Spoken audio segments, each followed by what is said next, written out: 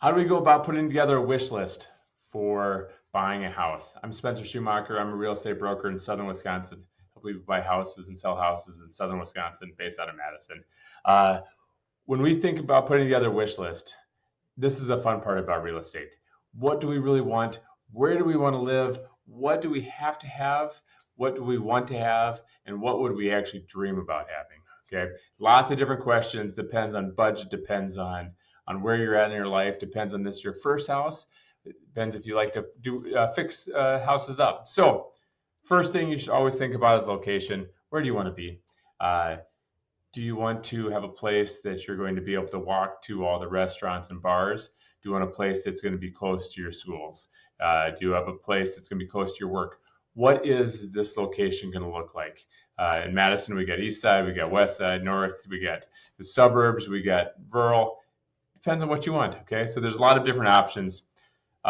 Location is probably one of the top things you should think about. What type? Do you want a house? Do you want a condo? Do you want a multifamily? Do you want a split level or a ranch or a two-story? I always tell people when you're looking at these choices, I like to know what your ideal is, but we keep other options open. There's a lot of people who may come in and say, I don't want to buy a split level. And then they walk into a split level and they say, this is the most useful floor plan I've ever seen. So we like to have options. We like to have wants.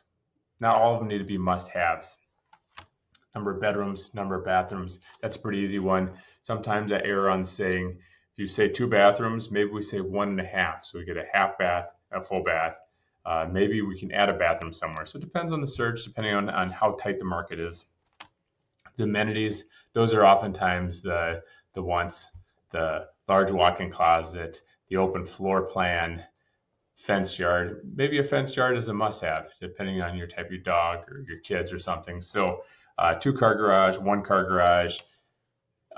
Is it close to schools? Is it close to parks? Is it close to bus stops? I also think, what is the commute time? You're going to spend a lot of time going back and forth between work. Is it going to be 5 minutes? Is it going to be a 5-minute walk? Is it going to be an hour drive? There's big differences between all of those. You also want to kind of think what the resale value is. It's not necessarily as much as a wish list because everybody wants a high resale value. But when you're thinking about what you like versus what someone else may like, think of kind of that classic style, maybe what will be in 5 years from now as opposed to the hottest, trendiest thing that's in right now.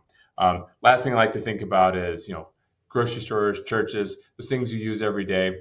Are those anywhere near where they should be, or where do you want them to be? So there's a way to kind of piece together a list, take those items, say which ones must you have, which ones do you want to have, and let me know, and I can help you find it. Talk to you guys soon.